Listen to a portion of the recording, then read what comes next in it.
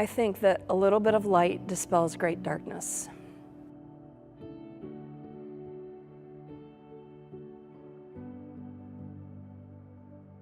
Many of our students have obstacles. They're up against many different elements in our society. Right now, I think our students are really searching for role models. They're really searching out those people that they want to emulate.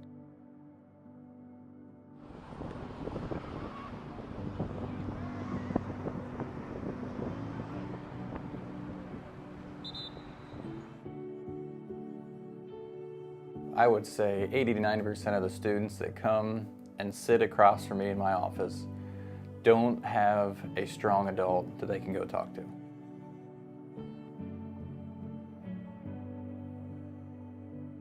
A lot of anxiety. There's a lot of talk about depression. I see a need more for healthy adults, healthy behaviors in kids' lives.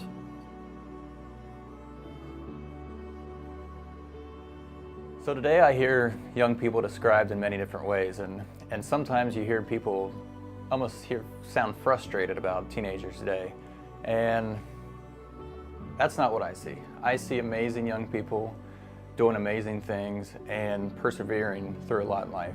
If you're involved with the vast majority of teenagers, you will see that they're very moldable. You can make them be as positive or negative with the effect that you put towards them. I find the kids here have big hearts. Yeah, they make mistakes, but generally speaking, they care. They care about each other. They care about the community. I think the students that I work with are very open to accepting each other. I think that teenagers, especially those who are really keyed into technology, are very creative. One of the most amazing things I see today with the teenagers is their perseverance. They have a lot going on in their lives. They have stuff going on at home, they have stuff going on at school, and for the majority, most of these kids are extremely busy. We have students working 40-hour work weeks on top of being here. Kids in schools today have a whole set of challenges. I think mostly it centers around technology. It causes things to be less tangible, so kids don't really have things to hold on to as much. I think some of the things that is different today than when we were students and when we were kids growing up is, I think number one is the peer pressures. They've changed. So I think social media has kind of, I guess, added a whole new realm of peer pressure that kids have to cope with today. Adults who don't regularly work with teenagers would be surprised and honestly floored by the amount of depression, negative thinking, and just general darkness that our students feel. Hopelessness that isn't necessarily normal for teenagers. I don't think that people outside realize how depressed some of our teenagers are. 1 in 5 students contemplate suicide or have suicidal thoughts. And that shocks so many people. They think 1 in 5, and from what I see in my office and what we're hearing, that's a very believable, scary but believable statistic that yes, 1 in 5 students have had suicidal ideation through their high school years. How do you also balance the stress that students are experiencing is, I think, the combination that our high school administrators, our counselors, our teachers throughout the entire corporation know that it's important to make connections with students. It's about relationships. Most of our kids grow up unchurched. That takes away a whole network of adults who kind of have their back. I grew up in a youth group in a church, and even if I didn't know everyone, I knew that there was a group of people that had me covered if I needed it. And I don't think that kids necessarily have a connection with other adults that goes beyond a student-teacher relationship. To have an adult who truly cares about them and is non-judgmental and will just listen to them and help walk them through what they're going through is huge. I would say that's the most important thing in a teenager's life right now. Here I am, I'm going to be here on a regular basis. I am a listener. I'm going to listen to you. I'm not going to be another adult that's just going to keep talking and not listen to you. And I think Young Life, when I view and see their activity in the school and during the day, I see great listeners.